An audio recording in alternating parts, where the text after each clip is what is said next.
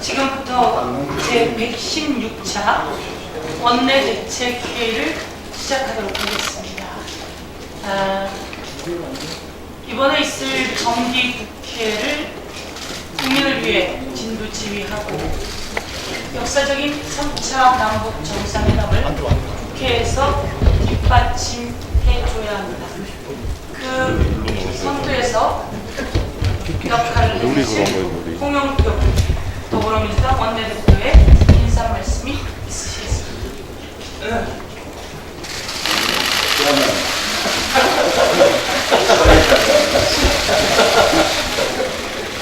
네. 오늘 정부가 4.27 판문점 선언 비중 동의안을 국회에 제출할 예정입니다. 어제 청와대가 다음 주 열리는 3차 남북 정상회담에 국회 의장단과 여야 5당 대표가 동행해 줄 것을 공식 요청했습니다.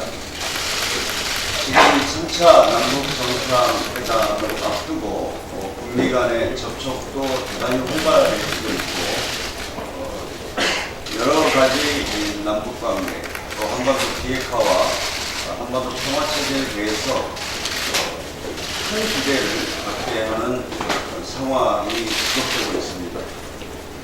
이런 상황에서 보수 야당은 비준 동의안에 대해 야당의 책임을 떠넘기려는 실책이다, 졸속적이다라고 반대하고 있습니다. 청와대 정상회담 초청에도 정상회담 6일 전에 초청하는 것은 무례이고 정략적인 의도에 따른 것이라고 거부하고 있습니다. 정말 상식적으로 이해되지 않는 주장과 행동입니다. 이것은 한반도 평화와 비핵화를 위한 초당적 협력은커녕 오로지 정략적으로 반대한다고밖에 볼 수 없습니다. 국회 비준 동의는 남북관계 발전법 제21조 3항에 따라 반드시 거쳐야 하는 법률적인 절차입니다. 야당의 정치적 동의를 구하기 위해서 제출하는 것이 아닙니다. 법적 절차라는 것을 다시 한번 말씀드립니다. 우리 당은 지난 5월에도 판문점 선언에 대한 여야 지지 결의안을 채택하려 했으나 당시 자유한국당의 반대로 무산됐습니다. 그 이후에도 수차례 비준 동의안 처리를 설득해왔고 3차 정상회담 전에 처리하자는 뜻도 여러 차례 밝혀왔습니다. 하지만 현실적으로 3차 정상회담 직전까지 처리하기 어려운 점을 감안해 어제 여야 3당 원내대표 회동에서 정쟁화는 하지 말자 이렇게 합의를 한 바 있습니다. 이것은 오늘 국회 심사를 3차 정상회담 이후로 무조건 미치자는 것이 아닙니다. 오늘 비준 동의안이 제출되면 외통위에서 절차에 따라 심사를 진행하고 3차 정상회담의 성과를 충분히 검토해서 결론을 내리자는 것입니다. 게다가 아직 정부 비준 동의안이 제출되지도 않았습니다. 그런데도 졸속이라고 주장하는 것은 억지일 뿐입니다. 청와대의 초청을 정략적이라고 반박하는 것도 이해하기 어렵습니다. 3차 정상회담에 국회가 동참해달라는 것은 지난 8월 16일 문재인 대통령이 여야 5당 원내대표 회동에서 직접 요청했던 내용입니다. 한 달 전부터 해왔던 요청을 이제 와서 정략적이라고 졸속이라고 반대하는 이유가 무엇인지 납득하기 어렵습니다. 한반도 비핵화와 평화체제 구축은 우리 국민, 민족 모두의 염원입니다. 여야가 3차 정상회담에 동행하는 것만큼 북한의 비핵화 의지를 직접 확인하고 한반도 비핵화를 촉진시키는데 좋은 방법이 또 어디에 있겠습니까? 보수 야당은 수구 방공 이데올로기를 벗겠다고 이야기해왔습니다. 기존의 수구적이고 냉전적인 틀을 털어내겠다. 평화체제 구축을 지나치게 비판하는 건 옳지 않다. 이렇게 말해왔습니다. 그러나 지금 2차 정상회담을 앞둔 이 시점에 무조건 반대만을 외치고 있습니다. 정략적 판단 대신 한반도 평화를 위한 초당적 협력을 위해서 노력해 주실 것을 부탁합니다.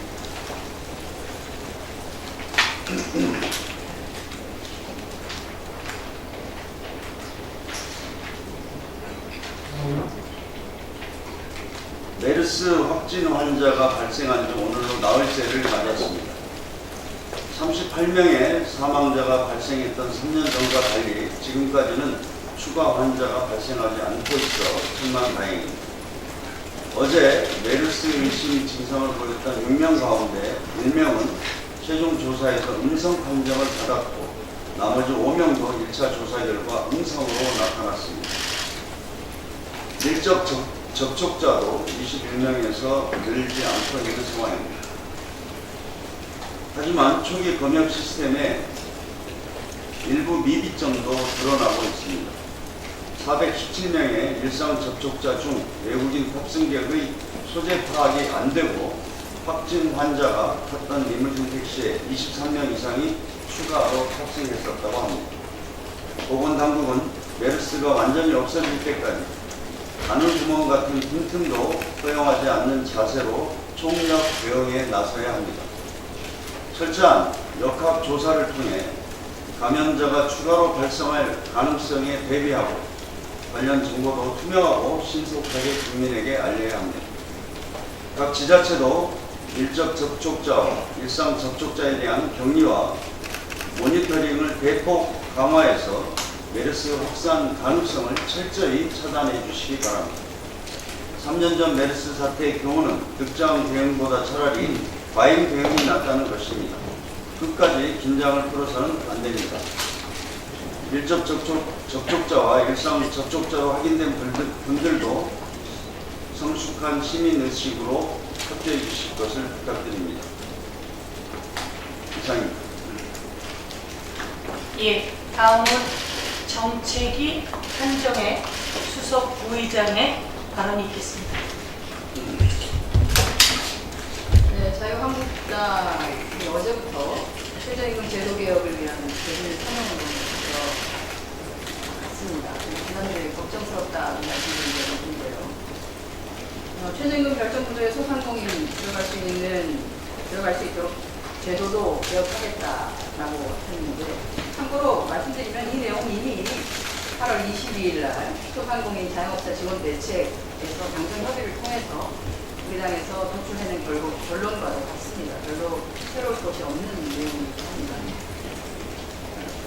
잠시 기억을 되살려 드리면 지난 9월 6일 날 상가임대료 400%나 올리면서 쫓겨나게 됐던 공중족발 사건 관련해서 1심 선고가 있었습니다. 공중족발 사건은 우리 사회의 또 다른 비극입니다. 한 번을 열심히 상인들이 노력해서 한 번을 살려놓으면 쫓겨나야 하는 이윤의 인차입니다. 그들의 소리를 좀 들었으면 좋겠다는 생각입니다. 그들도 소상공인들이고 그들도 자영업자입니다. 갑작스럽게 올라가는 임대료 인상 그 충격을 도저히 감당하지 못하겠다라고 아우성 치고 있는데, 지난 8월에서 상가임대차 보호법 통과시키자고 약속해놓고 자유한국당의 반대로 통과되지 못했습니다. 이 상가임대차 보호법은 19대 때부터 시작되어서 법사위의 턱을 넘지 못하고 있는 정말 가슴 아픈 법안이기도 합니다. 그 공중족발 같이 임대료가 400%, 퍼센트로는 400%, 금액으로는 거의 1,000만 원 가까이 오른 것에 대해서는 이렇게 아무런 반응을 보이지 않으시면서 최저임금 월 단위 20만 원 오른 거에 대해서 그렇게 목소리를 드러내시는 우리 자유한국당 의원님들께 다시 한번 부탁드리겠습니다. 상가임대차 보호법 9월 국회에서 진정 통과시켜 주시기 바랍니다. 도대체 왜 거기에 그렇게 조건이 뭐가 많이 붙습니까? 포도송이도 아니고 뭐가 그렇게 주렁주렁 붙어서 이거 안 해주면 상가임대차 보호법 못 해주겠다, 이것도 안 해주면 상가임대차 보호법 못 해주겠다. 그 얘기를 저는 8월 말에 있었던 소상공인들의 집회에서 그렇게 얘기하지 않으셨을 거라고 생각합니다. 그 집회장에서는 다른 조건 안 붙이고 아마 상가임대차 보호법 8월 중에 통과시키겠다라고 약속을 하셨을 거라고 봅니다. 말씀도 듣지 않았습니다. 9월 국회에서 한강인대차 보호법 조건 달지 마시고 통과시켜주시기 바랍니다. 여기에야말로 초당적이고 그리고 국회 협치가 필요한 부분입니다. 초당적이지 않아서 늘 초당적이라고 하는 말을 입에 달고 살고 협치가 안 되기 때문에 협치라는 말을 입에 달고 사는 자유한국당 의원님들 한강인대차 보호법만큼은 초당적으로 여기에서 꼭 9월 국회에서 통과시킬 수 있도록 협치해 주시기 바라겠습니다. 이상입니다. 예, 감사합니다. 상가임대차 보호법 이번에 여야합에서 꼭 통과시킬 수 있어야 하는데 자유한국당에서 포도송이처럼 주렁주렁 요구 조건을 달고 있다라고 하는 것에 대해서 여러분께 말씀드렸습니다. 권미혁 부대표님께서 어떤 발언 있으시겠습니다. 네, 최근 검찰 사법농단 수사단은 최근 검찰 사법농단 수사단은 대법원이 비자금을 조성했다는 충격적인 내용을 발표했습니다. 서울중앙지검 수사팀은 2015년 대법원이 각급 법원 공보관실 운영비를 책정해 3억 5천만 원을 확보한 후 이를 상고법원 등 현안을 추진하는 고위 법관에 대한 경력금, 대외활동비로 불법 사용한 정황이 담긴 법원 행정처 내부 문건 여러 건을 확보했다고 합니다. 대법원이 일선법원의 공보관 예산을 소액 현금으로 나눠 인출하게 했고 이를 법원 재무 담당자들로부터 인편으로 은밀히 상납받아 법원 행정처 예산 담당과실 금고에 보관 사용했고 허위 증금 서류까지 동원한 것으로 보입니다. 만일 검찰의 발표가 사실이라면 정의로움에 표본이어야 할 사법부가 권력과의 재판 거래에 이어 재벌의 비자금 조성과 유사한 행위를 한 것입니다. 계속해서 생산되는 전 정부의 적폐의 끝이 어디일까 놀라울 따름이며 이 사건에 대해 추가로 중요한 점을 지적하고자 합니다. 바로 감사원의 문제입니다. 감사원은 이번 사안에 대해 책임을 피해갈 수 없을 것으로 보입니다. 2016년도 감사원은 이 사안에 대한 감사에서 단순 주의 조치를 내렸습니다. 당시 감사원의 대법원 재무감사 결과를 보면 법원 공보관실 운영비 명목으로 편성된 3억 5천만 원 중에 7,800만 원을 법원 행정처 공보관실에 배정한 뒤 법원 행정처 9명에게 매월 적게는 40만 원에서 많게는 100만 원을 현금으로 지급했다고 되어 있습니다. 감사원은 공보관실 운영비를 공보관 상급자인 법원 행정처 차장과 다른 간부들에게 정액으로 고정금액을 지급한 사실에 대해 왜 아무런 문제제기를 하지 않았는지 의문을 갖게 됩니다. 또한 횡령과 상환의 개연성이 충분한데 단순히 주의로 조치한 것은 감사원이 헌법과 법률에 부여한 권한을 방기한 것이 아닌지 묻고 싶습니다. 지금 검찰에서 수사를 진행하고 있는 만큼 그 결과를 주목하겠습니다. 만일 검찰 조사가 미진하거나 국민 여론에 부합하지 않을 경우 사안의 중대성을 감안하여 국회에서의 국정조사도 검토해 봐야 한다고 생각합니다. 또한 감사원도 대법원에 대해 다시 재무감사를 실시할 필요가 있음을 강조하고자 합니다. 이상입니다. 예, 다음은 신동근 부대표님의 발언이 있으시겠습니다. 예, 신동근 원내부대표입니다. 보건복지 소속이라 이런 부분에 대해서 말씀드리겠습니다. 자유한국당이 모처럼 창의력을 발휘했습니다. 듣도 보도 못한 출산주도 성장을 들고 나왔습니다. 물론 심각한 저출산 문제에 대해 다양한 해결책을 내는 것은 정치권의 책무입니다. 때로는 획기적이고 파격적인 접근이 있을 수도 있습니다. 아무리 그렇다 하더라도 출산을 성장의 동력으로 삼겠다는 사고는 도저히 용납할 수 없을 뿐 아니라 가능하지도 않습니다. 우리는 2년 반 전에 김무성 전 의원이 저출산 문제 해결을 위해서 중국 동포를 대거 수용하자고 했던 저급했던 문제의식에서 조금 더 나가지 못했다고 생각합니다. 또 자유한국당의 모 의원이 저출산 문제는 청년들의 가치관인 이기적인 가치관 때문이라고 말한 바가 있습니다. 참으로 아연 실색을 따릅니다. 저는 보육교육의 문제는 복지의 문제가 아니라 국가의 의무로 바라봐야 한다고 생각합니다. 보육교육의 문제는 보편적 복지냐 성별적 복지냐를 따지기 전에 국민의 기본 역량을 갖추는데 국가가 의무적으로 해결해야 될 기본 영역이라고 생각합니다. 따라서 100% 아동 수당 지급해야 된다고 생각합니다. 그런데 작년에 우리 문재인 정부에서 100% 아동 수당을 지급하자고 했을 때 야당의 반대로 90% 지급 대상이 줄었습니다. 그런데 이 미지급 대상 10%를 선별하는데 천억의 돈이 들어간다고 합니다. 작년 국민의당 정책위 의장으로 90% 지급 결과를 이끌어냈던 이용호 의원은 뒤늦게 공개적으로 반성한 바가 있습니다. 김성태 자유한국당 원내대표가 출산 장려금 2천만, 성년에 이르기까지 국가가 1억 원을 지급하자고 주장했습니다. 매년 32조의 예산을 투입하자는 것입니다. 아동수당 100% 지급하는데 2천억이 더 소요됩니다. 이 2천억은 내면하고 16배가 들어간 32조씩 주겠다는데 누가 설득이 되겠습니까?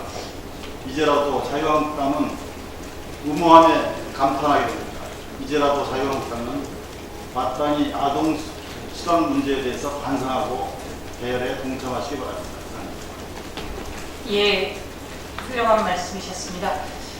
제가 지역을 다니다 이번 9월 21일부터 아동수당이 나온다고 할머니, 할아버지, 우리 손주, 손녀가 아동수당 나온대요 라고 기대하시고 또 젊은 부부들은 아동수당 나온다고 많은 기대를 하고 있습니다.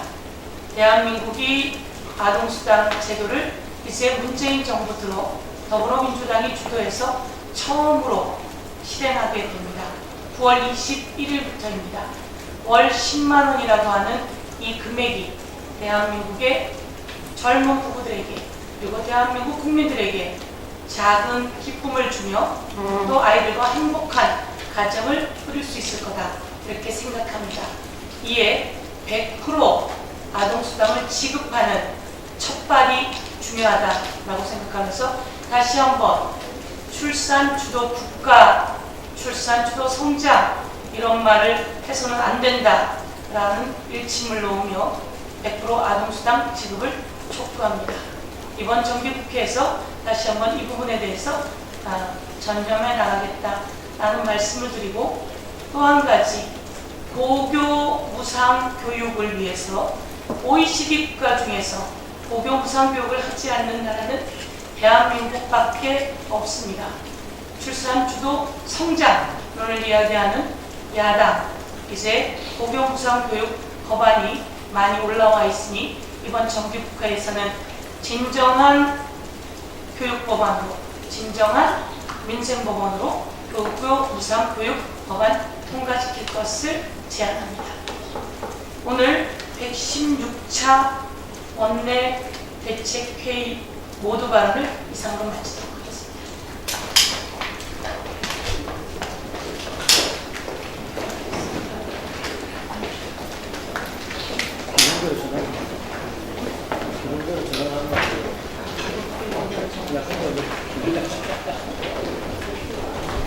모두 발언을